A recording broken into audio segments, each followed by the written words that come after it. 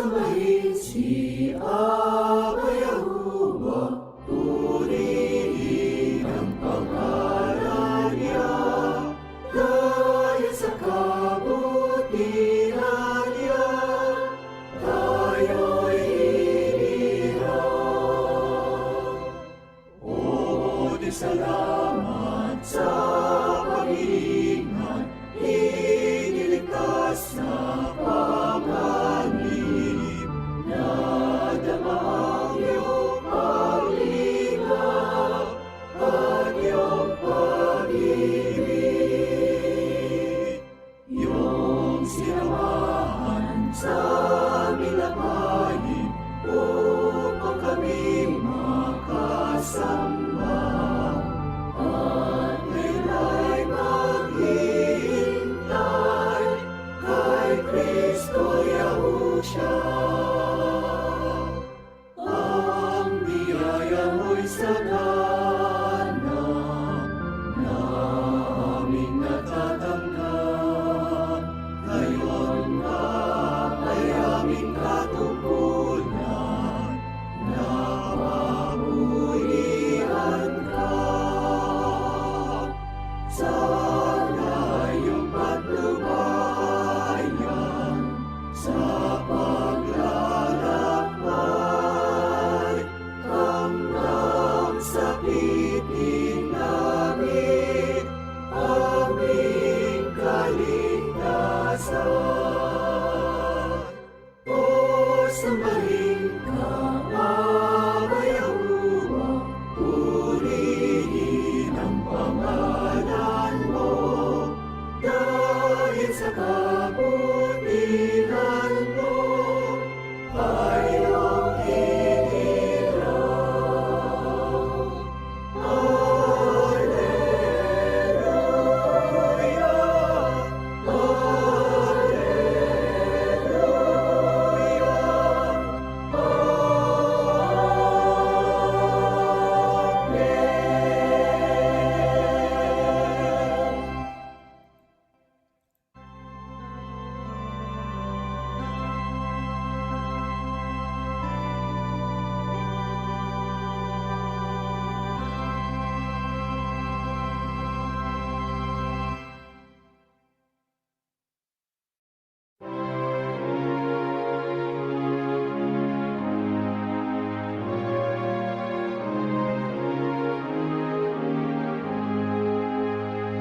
ang pastor na susundan ko, saan man tumungo, tanging siya siya Kristo, isinugo ng Ama. Siya'y mabuti ang aking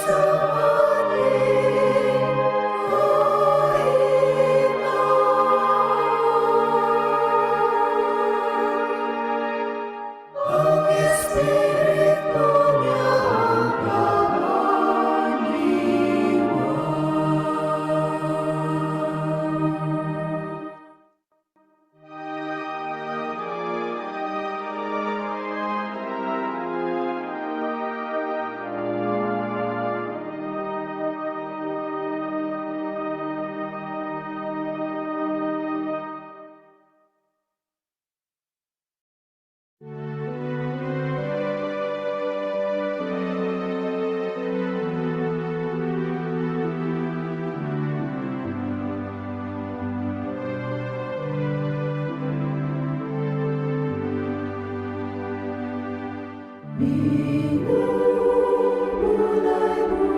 O Diyos, ang iyong pag-ibig na wagas. Ako'y mapalad at ginawa, ngayon ika'y sinasamba. Bukay mo, amang Yahuwah, salamat mo sa Panginoon mo.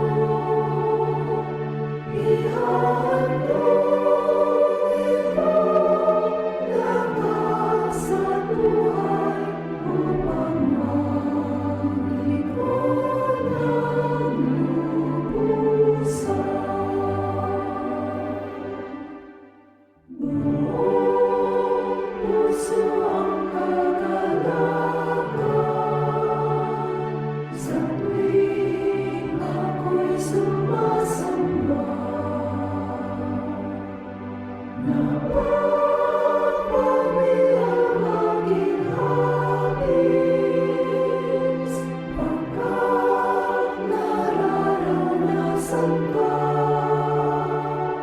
Purihin ka, O Diyos na dakila, ang iyong paglinaw damang-dama.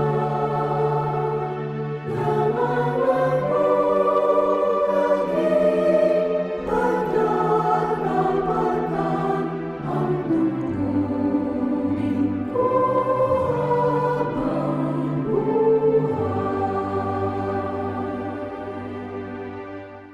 Maghintay na makapiling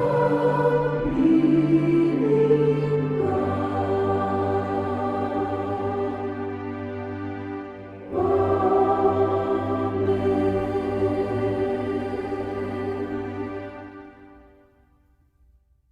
Yahuwah Abba, dakilang alahi mula sa langit. Dahil naaawa ka sa iyong mga anak, di pubigo ang aming pag-asa. Damang-dama ka namin sa aming mga pag-awit, sa aming mga paglapit sa iyo. Dama namin, binabasa mong puso at isipan namin. Batid mo kung meron mang kalungkutan, kung meron mang hapis, at agad kang tumutulong sa amin. Inaaliw mo ang aming kaluluwa. Binibigay mo ang kapayapaan dahil alam naman namin, Ama, ano man ang mangyari sa daigdig na ito, meron kaming hinihintay dahil sa aming pananampalataya at pagtitiwala. Ginagayak mo ang langit para sa iyong mga anak. Nandoon ang aming pag-asa. Nasa iyong kamay ang aming kaligayahan. Kaya kami po'y sasamba at pupuri sa iyo.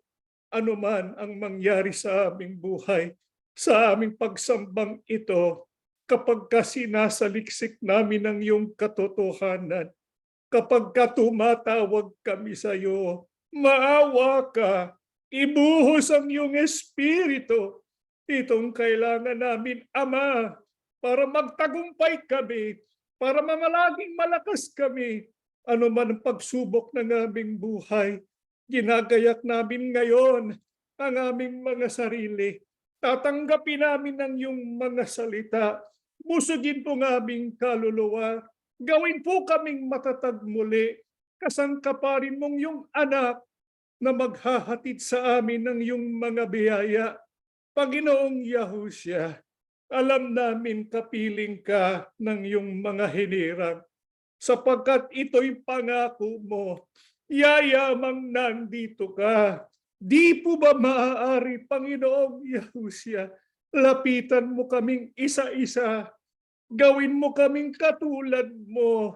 Ikaw sana ng aming maramdaman para po magtagumpay kami sa lahat ng pagsubok ng buhay. Kung meron mang saan isa sa amin na dadaig ng anumang pagsubok, tulungan mo sana kami kung saan kami mahina. Gawin mo kaming malakas dahil po sa iyong biyaya at kapangyarihan.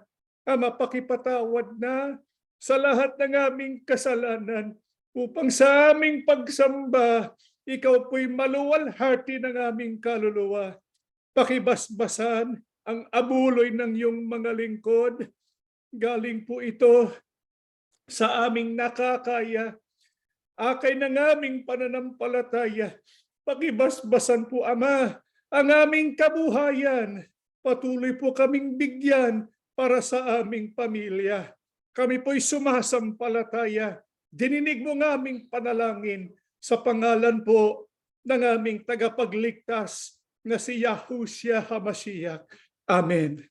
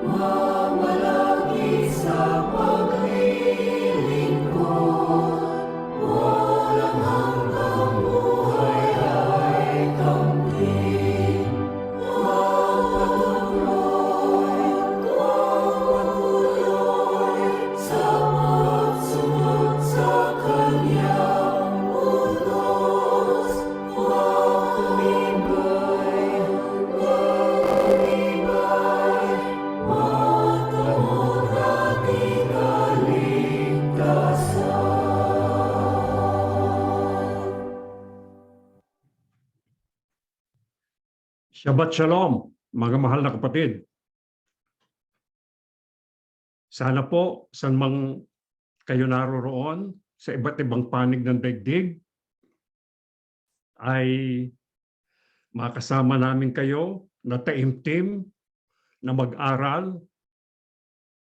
Matutuhan natin ang mga salita ng ating Yahuwah Abba sapagkat alam natin na sa ating mga panahon, kailangan natin ng gabay.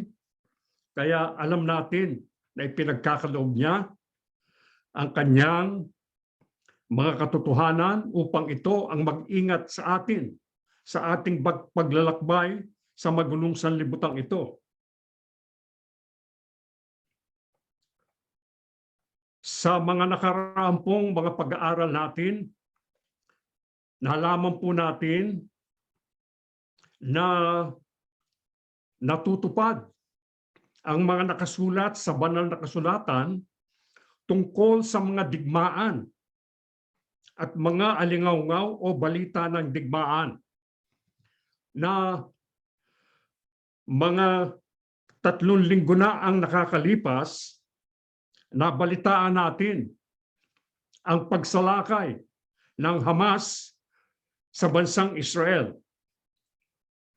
Alam po natin na ang digmaan na nangyayari sa Israel ay digmaan sa pagitan hindi lang ng Israel at ng Hamas, kundi sa mga bansa na tumutulong at nagmamalasakit sa Hamas. Sino-sino po yung mga bansang yon? Yun po ang Iran, na dati-dati ang pangalan ay Persia. Ito'y dati ng kalaban ng bansang Israel. Tumutulong sila sa Hamas. Nagpapadala ng mga rocket, mga bala, mga armas na magagamit ng Hamas. Nandun din po sa norte ng Israel ang Lebanon. Kasalukuyan din pong nakikipagdigma ang Israel sa Hezbollah na nakabase sa Lebanon. Gayon din po, sa northeast ng Israel, nandun ang Syria. Ang Syria, binomba po ng Israel ang dalawang international airport sa Syria. Yung pong Aleppo at ang Damasco. Sapagkat ginagamit po iyon ng Iran upang magpadala ng mga rocket na magagamit ng mga taga-Syria upang lusubin o digmain ang bayang Israel. Hindi lang po yun. Nung magkaroon po ng civil war sa Syria, humingi ng tulong ang presidente na si Bashar al-Assad na sa bansang Russia. Kaya ngayon po, marami pang taga-Russia na naiwan sa Syria na tumutulong ngayon upang digmain ang Israel. Kaya marami pong kalaban ang Israel. Kaya sa ating pong napag-aralan noon, ang sabi ng ating Yahuwah Abba, ako ay magiging kanlungan sa iyo. Kaya makakalapit tayo, makakatawag tayo sa ating Yahuwah Abba upang maging kanlungan natin siya. Siya ang ating magiging muog. Ang nakakalungkot po, nung pong halos isang araw lang, kinabukasan lang, matapos lusubin ng Hamas ang Israel at patayin ang lumalabas ngayon, may 1,400 na ang napapatay nila. Kinabukasan, marami pong mga tao, mga estudyante sa malalaking universidad, mga propesor na nagpahayag ng pagkampi nila sa Hamas at sa mga Palestinian. Yung pong nakatira doon sa Gaza at saka West Bank, yung pong mga Palestinian na kaaway din ng Israel nung pang unang panahon. Kaya po, nakakalungkot.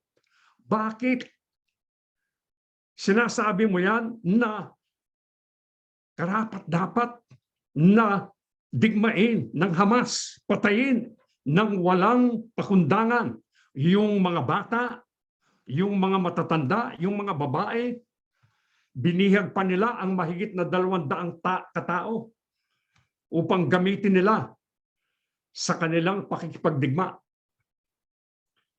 Kaya po, napakapanganib na ng ating daigdig ngayon. Hindi lang yan, maraming kalamidad na nangyayari sa iba't ibang panig ng mundo.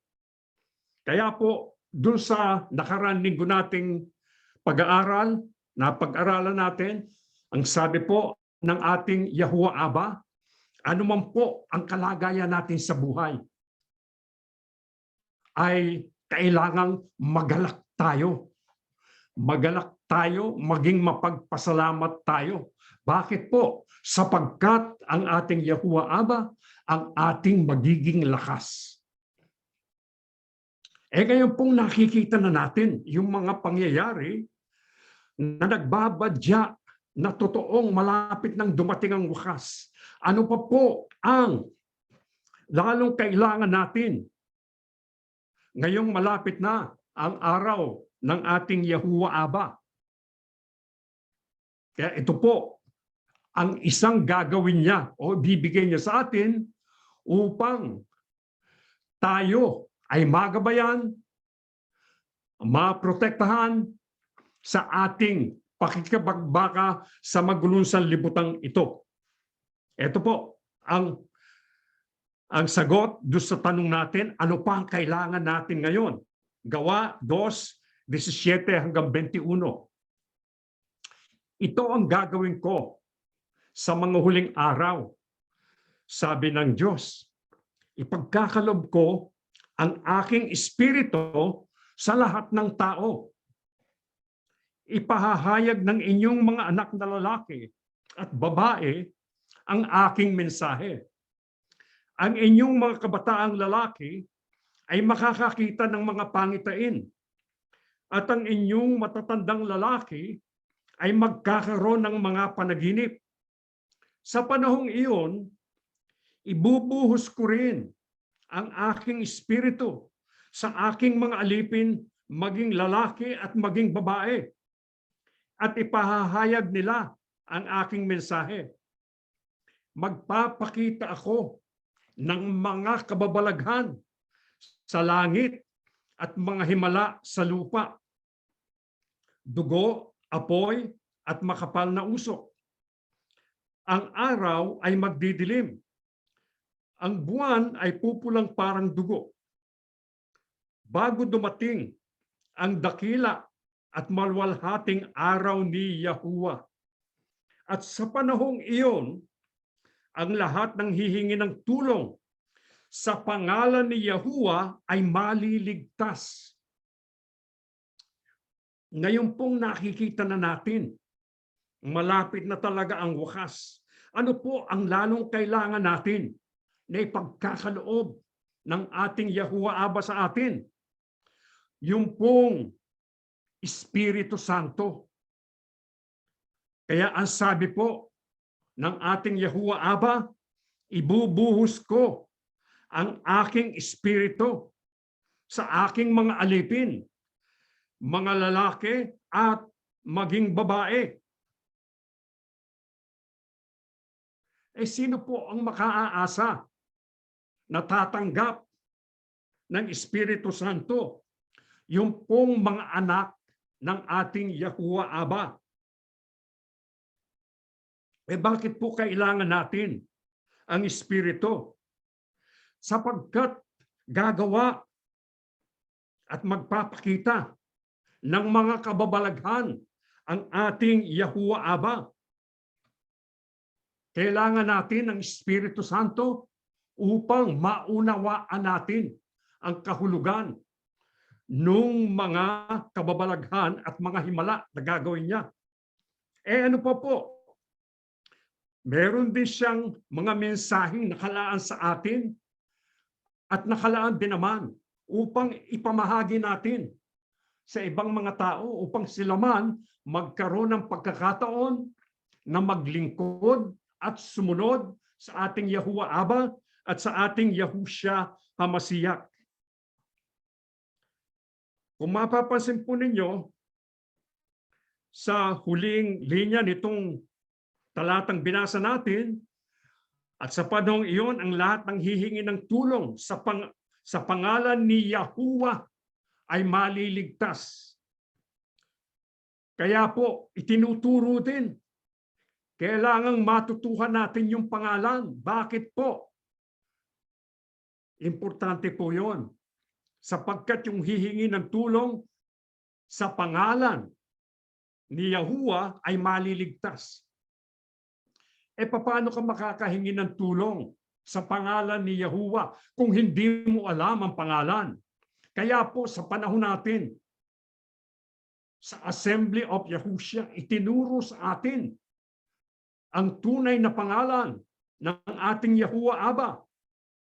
Ang pangalang Yahuwah, nang galing sa walang hanggan hanggang sa walang hanggan, ang sagot sa lahat ng dalangin ng kanyang mga anak.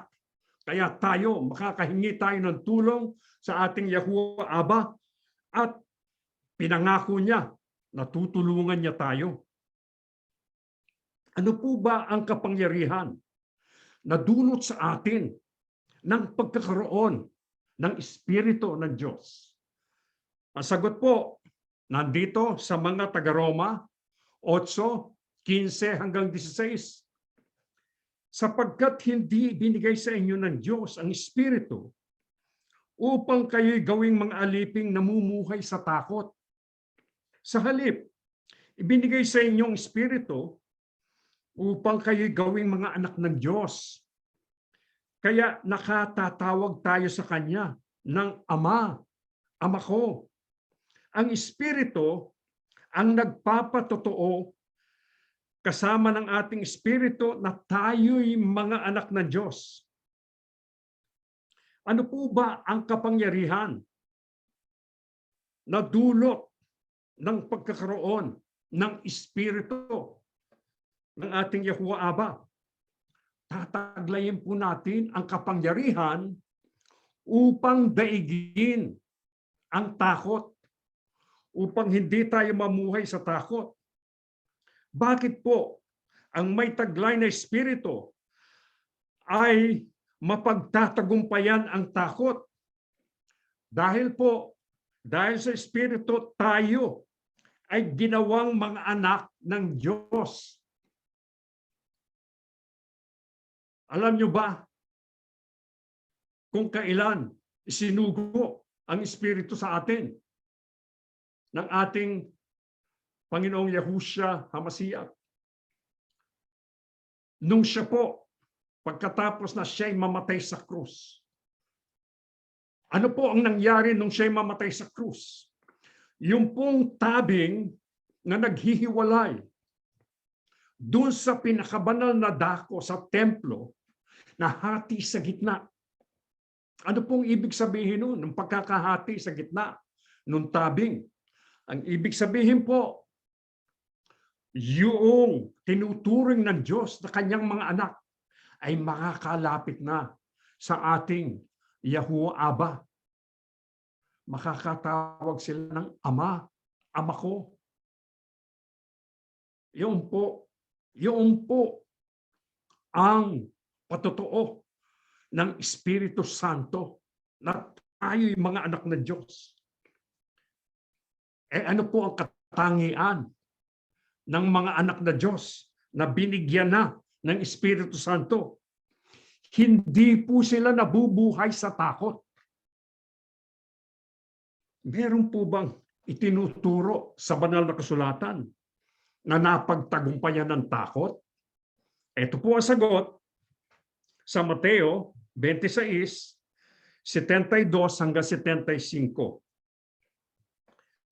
Muling nagkaila si Pedro. Isinusumpa ko, hindi ko kakilala ang taong iyan. Makalipas ang ilang sandali, lumapit kay Pedro ang mga naroroon. Sabi nila, isa ka nga sa mga tauhan niya. Halatang-halata ka sa punto ng iyong pagsasalita. Sumagot si Pedro, mamatay man ako, talagang hindi ko nakikilala ang taong yan. Pagkasabi nito, tumilaok ang manok. Naalala ni Pedro ang sinabi ni Yahushua.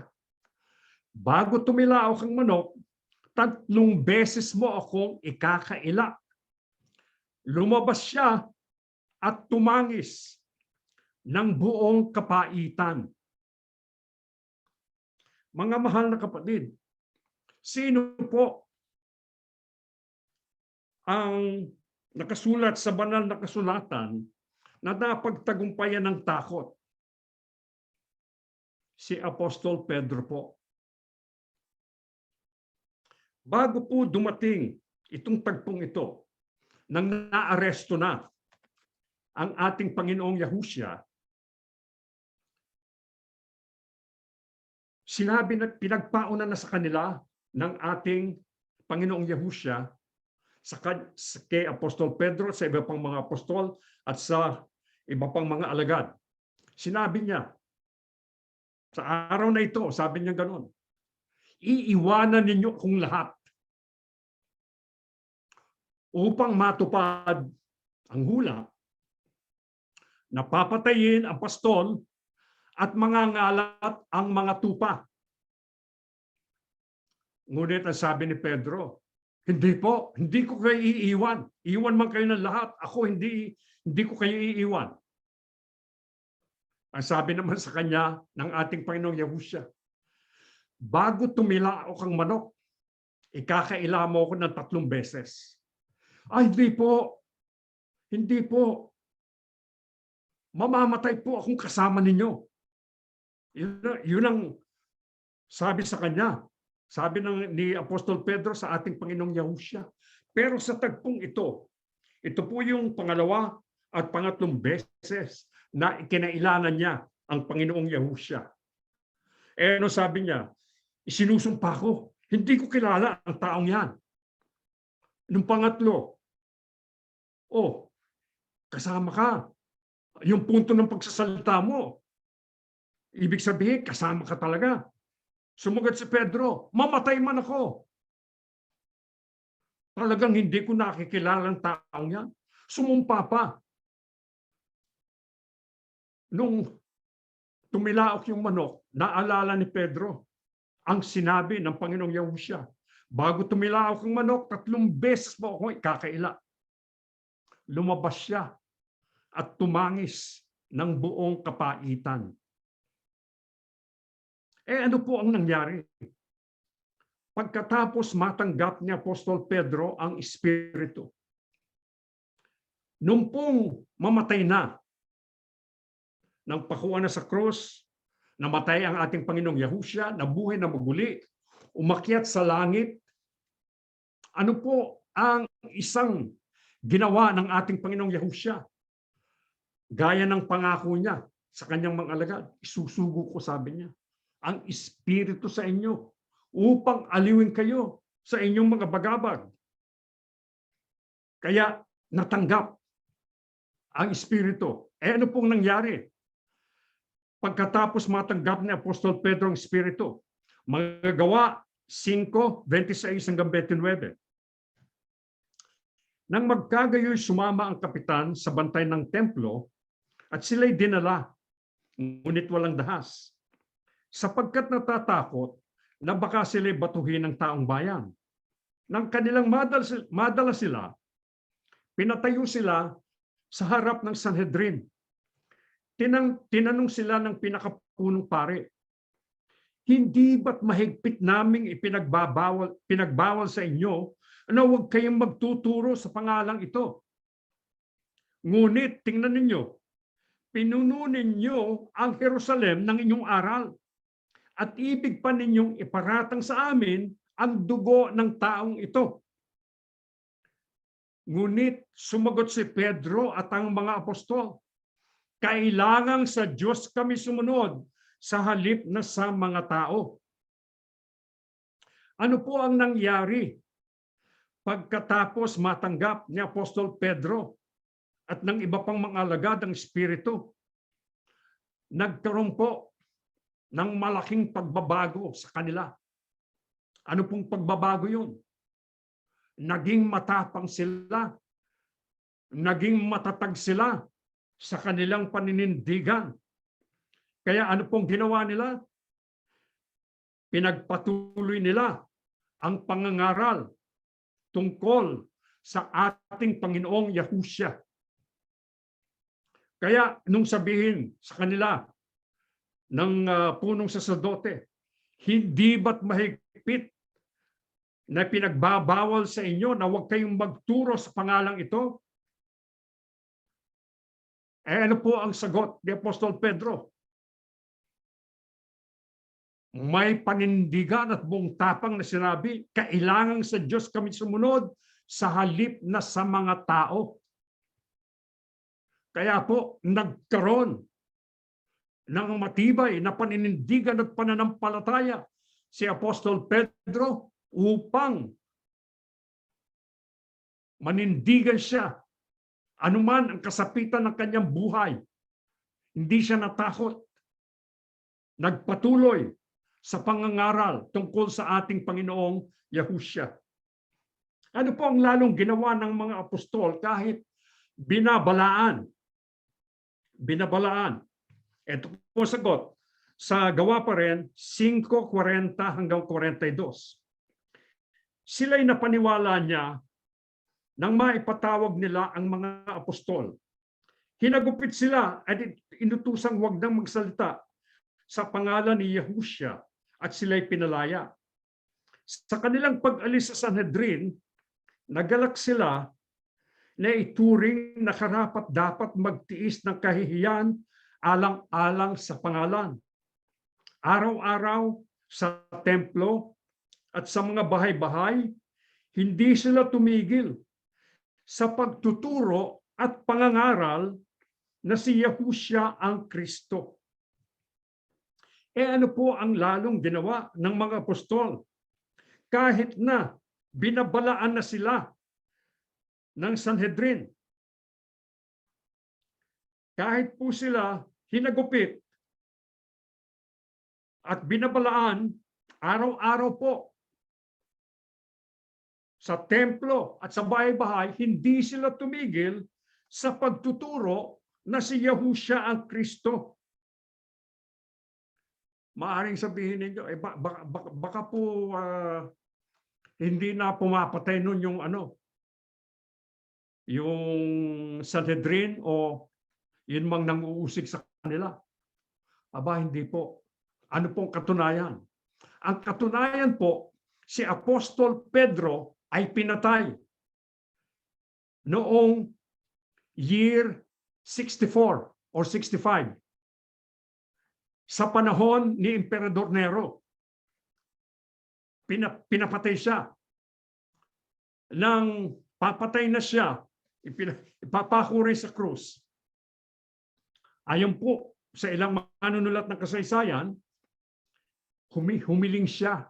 Ang sabi niya, hindi ako karapat-dapat na ipako sa krus tulad ng Panginoong Yahushua. Ibaligtad ninyo yung krus at saka niyo ako ipako. Pabaligtad siyang ipinako sa krus at namatay siya. Walang pagkaduwag, buong tapang, hinarap niya ang kamatayan. Si Apostol Pedro lang po ba? Hindi po. Pati yung mga alagad, yung mga miyembro ng assembly, sila man, pinapatay din. Bakit po? Sapagkat naging panoorin po ng Imperyo Romano noon na ipahabol at ipapatay sa mababangis na hayop yung mga miyembro ng assembly. Kaya hinahabol sila ng mababangis na hayop doon sa arena habang pinapanood sila ng maraming tao. Ganyan din po, merong mga sinusunog ng buhay. Naging panoorin yon doon sa arena. Habang sinusunog sila, anong ginagawa nila? Umaawit sila. Paano nila nagawa yun? Dahil taglay po nila ang Espiritu Santo. Sa panahon po natin, kailangan po ba natin ng Espiritu? Opo, sapagkat totoong napakabigat na ang buhay. Marami na tayong nakikita. Nakikita natin ang pangyayari ng mga hula na nakasulat sa banal na kasulatan.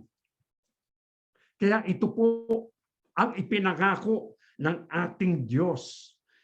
Ibibigay niya ang Espiritu Santo. Paano po natin matatanggap ang Espiritu? Ito po ang sagot sa Mateo 7:7 hanggang 8.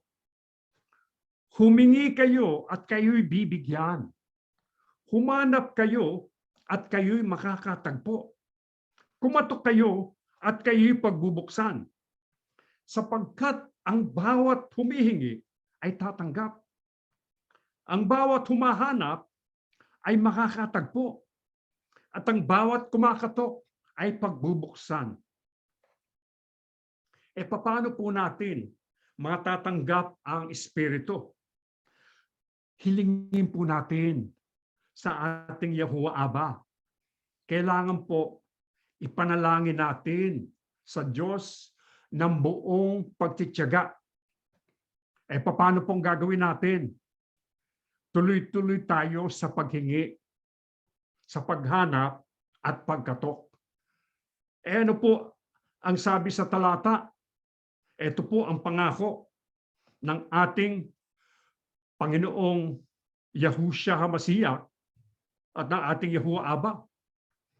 Humingi kayo at kayo'y bibigyan. Humanap kayo at kayo'y makakatagpo. kumato kayo at kayo'y pagbubuksan. Kaya hindi po tayo mabibigo kung hihilingin natin sa Ama at sa ating Yahushua HaMashiach na ibigay sa atin ang Espiritu. Bakit po tayo nakatitiyak na tayo ay pagkakalooban ng Espiritu? Ito po ang sagot sa Mateo pa rin, 7:9-11. Kayong mga magulang, kung ang anak ninyo ay humihingi ng tinapay, bibigyan ba ninyo ng bato? At kung humihingi siya ng isda, bibigyan ba ninyo ng ahas? Kung kayong masasama ay marunong magbigay ng mabubuting bagay sa inyong mga anak, gaano pa kaya ang inyong Amang nasa langit? Ibibigay niya ang mabubuting bagay sa mga humihingi sa Kanya. Bakit po tayo nakatitiyak na tayo ay pagkakalooban ng Espiritu kapag hiniling natin sa ating Yahuwah Aba?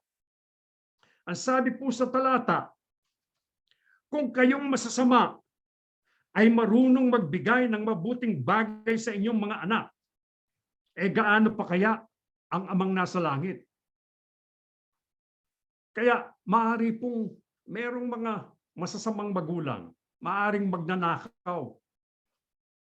Ngunit nagugutom yung anak nila, humihingi ng tinapay. Ano pong gagawin nila? Hindi ba pagsisikapan nila, maaaring gamitin nila yung nalalaman nila, magnakaw sila upang may maipakain doon sa kanilang anak? Opo. Ayun nga maraming mga magulang, binibigay. Ano ba yung masarap kainin? Ibibili ko itong anak ko nito. Kaya kung hihingi ng isda, hindi bibigyan ng ahas.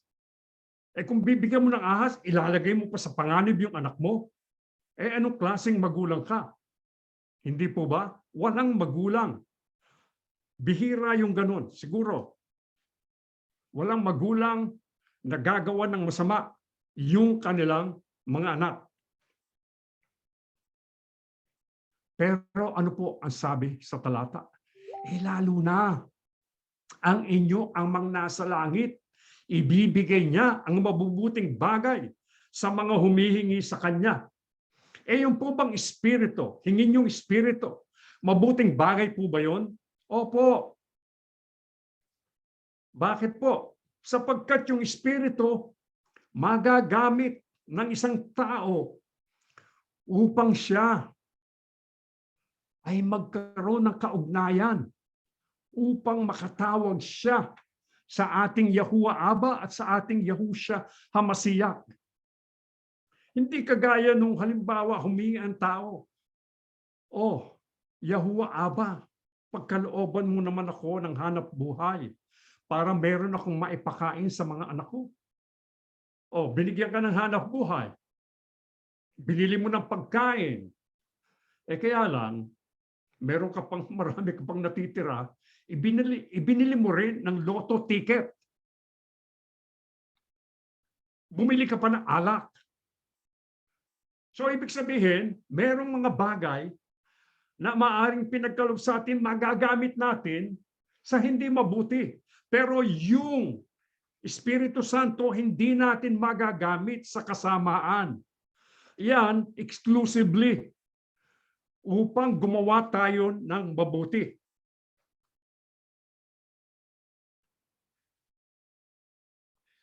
Paano tayo dapat manalangin sa Diyos kung hinihingi na natin yung Espiritu Santo?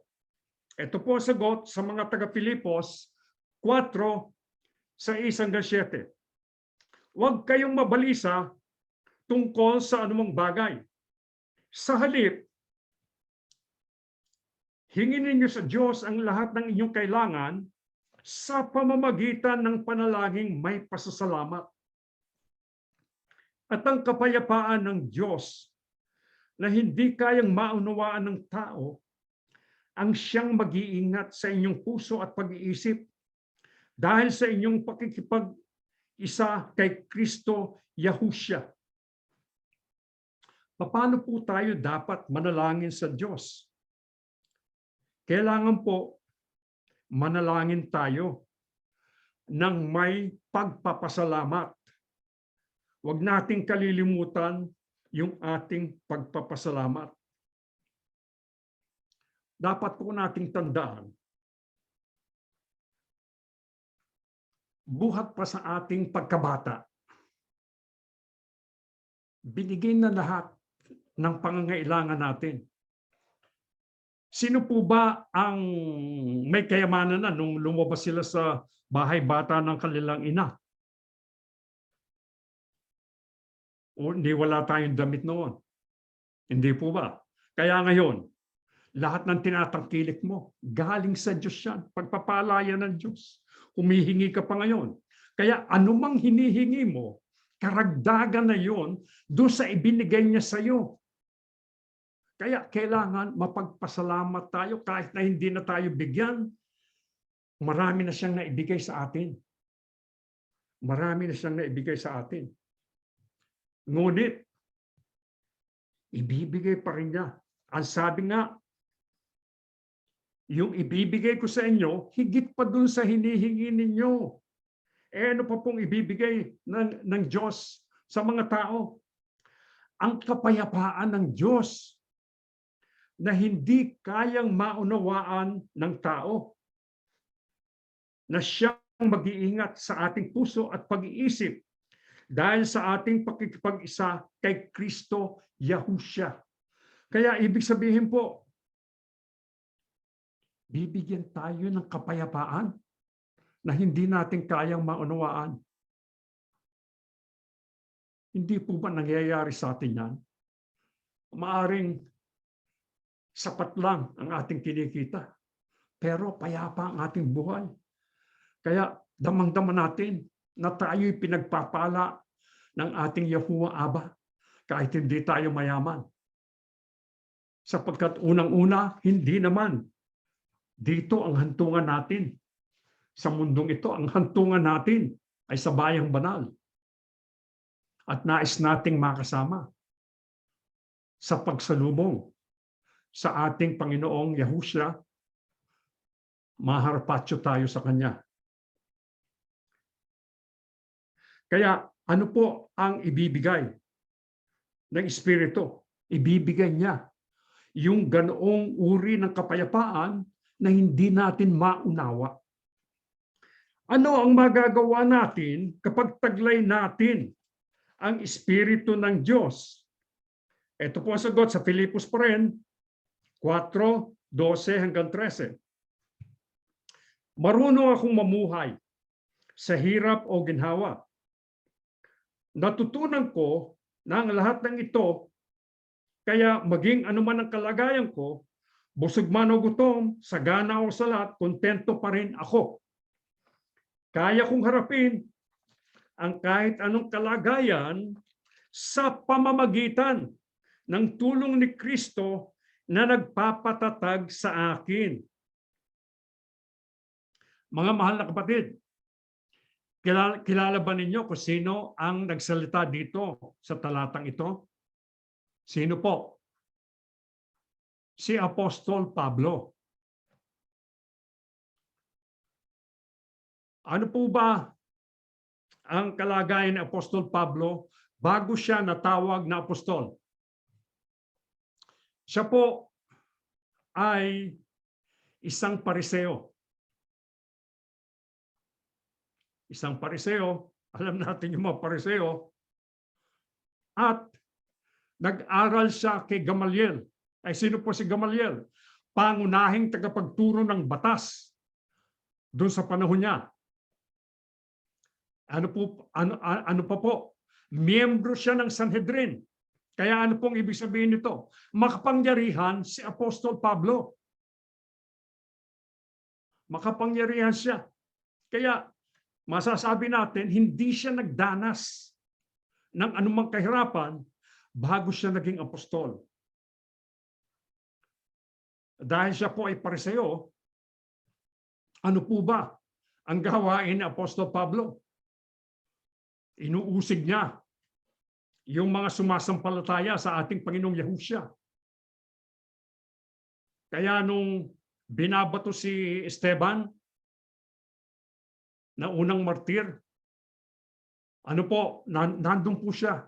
Nandun po siya. Nandun si Apostol Pablo.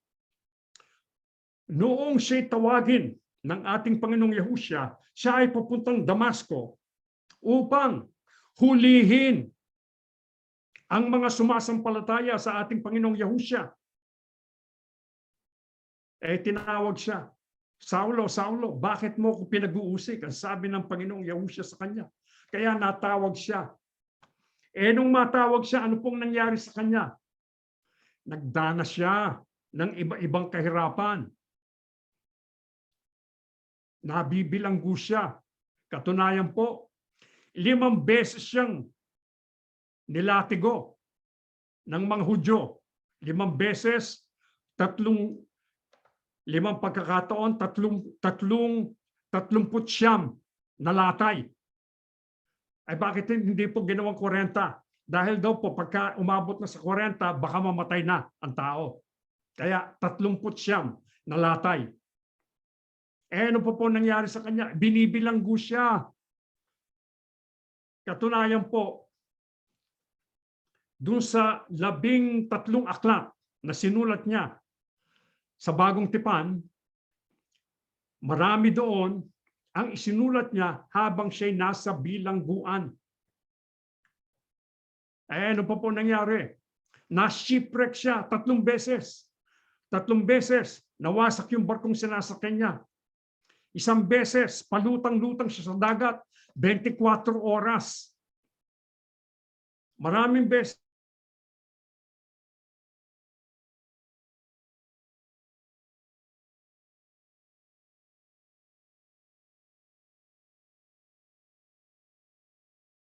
Mga umuusig doon sa assembly, kundi maging yung mga taga-assembly. Nanganib siya ron. Bakit po? Kasi yung ibang hindi nakakakilala sa kanya, nakilala siya na mang-uusig ng miyembro ng assembly. Kaya pinagtangkaan siyang patayin. Kaya marami pong karanasan si Apostol Pablo. Nagutom, katakot-takot na hirap. Ang sabi niya 1 beses, akala namin mamamatay na kami. Gayunman, humingi kami ng tulong at ibinigay ang tulong sa amin. Kaya sabi niya, kaya kong harapin kahit anong kalagayan sa pamamagitan ng tulong ni Kristo na nagpapatatag sa akin. Ibinibigay ng Panginoong Yahusya Kristo ang Espiritu Santo. Ngayon po, bakit nais ng Diyos na ibuhos ang kanyang Espiritu sa atin? Huling talata na ating babasahin, 1 Korinto 2:10-11.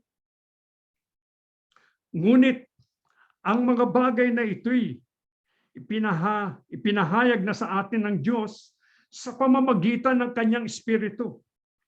Sapagkat ang lahat ng bagay ay nalalaman ng Espiritu, maging ang mga malalalim na kaisipan ng Diyos.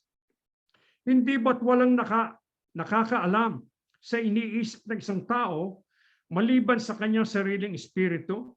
Ganon din naman, walang nakakaalam sa iniisip ng Diyos maliban sa kanyang espiritu. Bakit nais ibuhos ng ating Yahuwah Aba ang kanyang espiritu sa atin? Upang magkaroon tayo ng kaugnayan sa ating Yahuwah Aba sa pamamagitan ng ating espiritu na nakikipag-usap sa espiritu ng Diyos upang matutuhan natin ano ba ang kalooban ng Diyos para sa atin.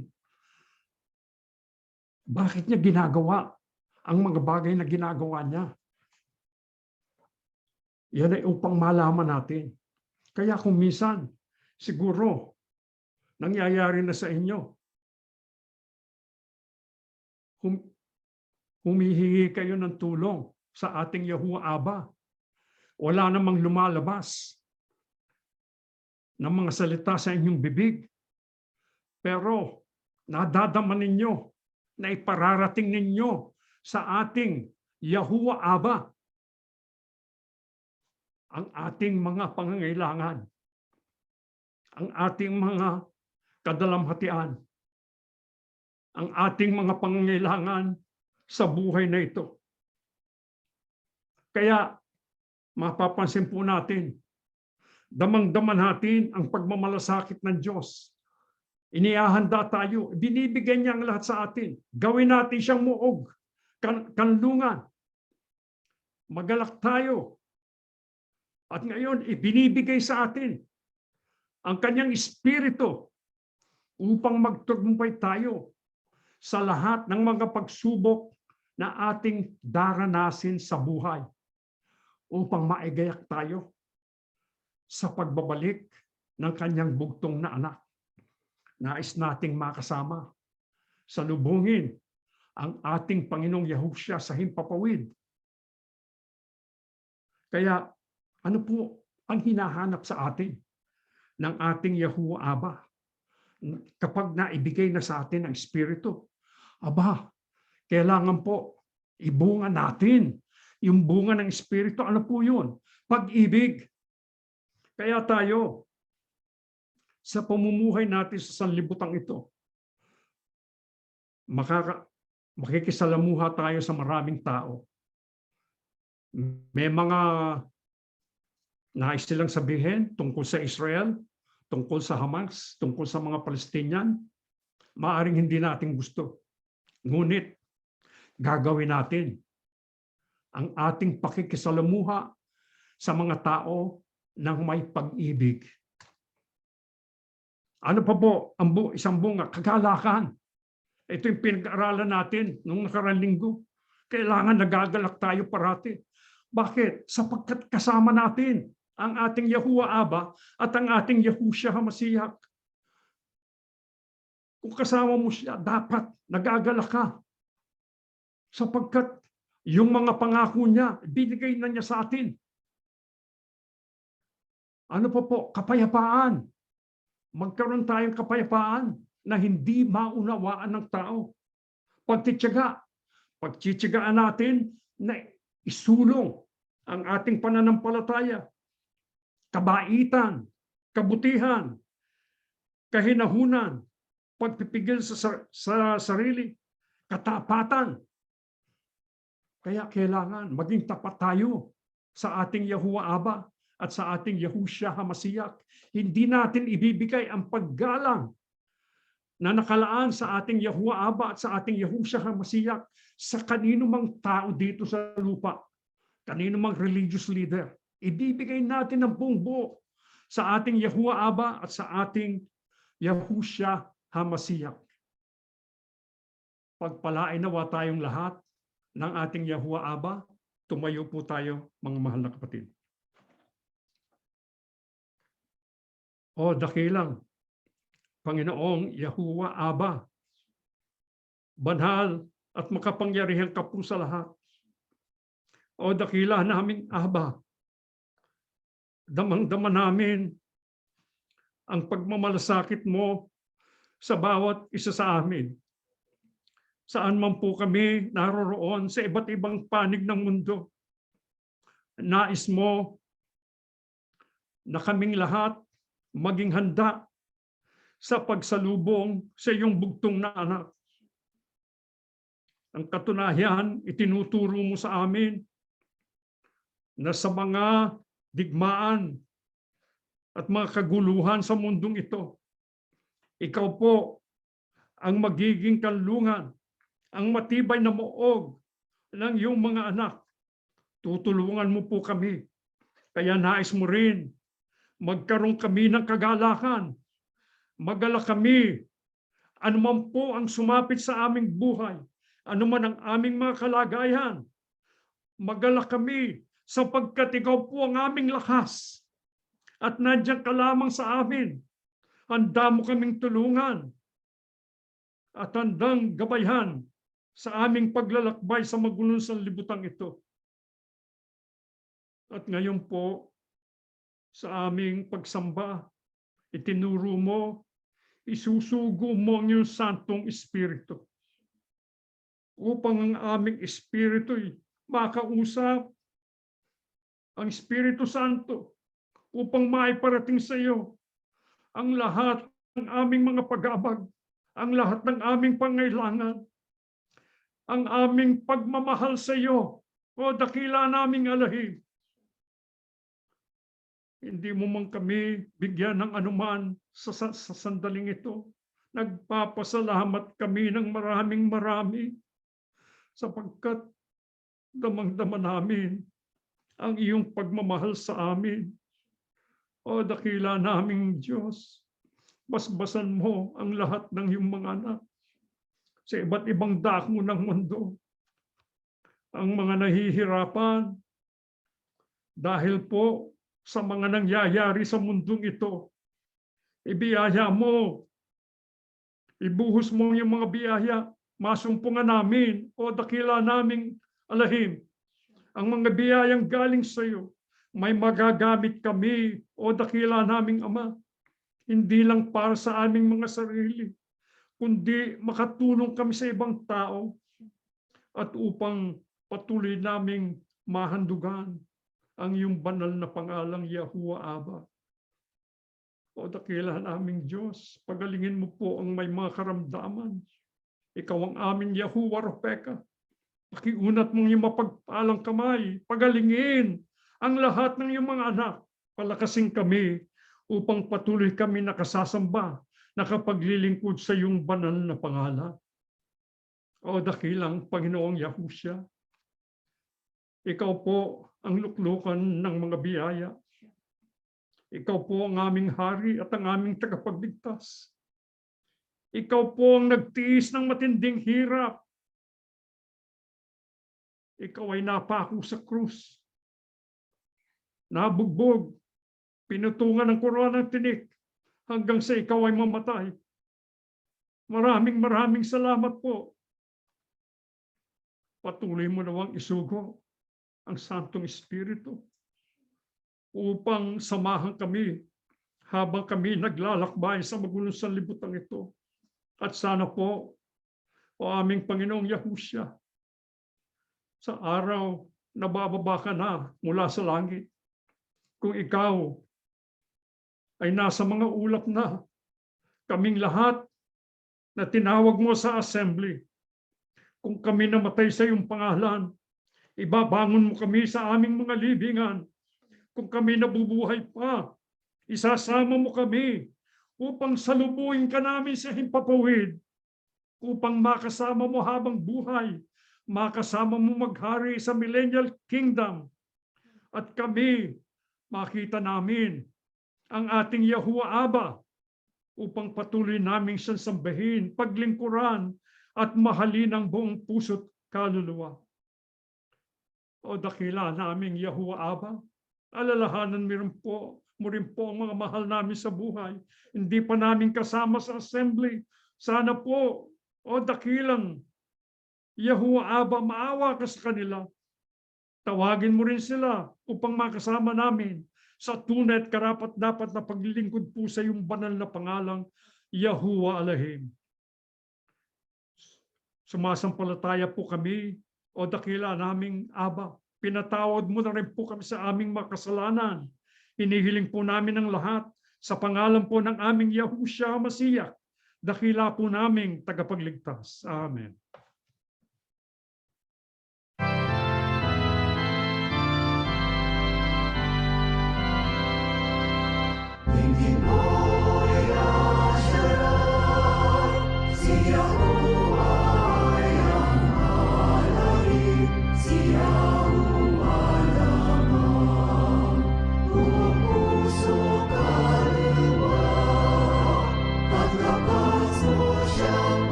Ang walang maliw na pag-ibig at masaganang awa ni Yahuwah Abba lumukob sa atin ang alaala at kapayapaan ni Yahushua HaMashiach magpalakas sa atin at ang laging pagsama ng Ruach Kodash sumaating lahat ngayon at magpakilanman.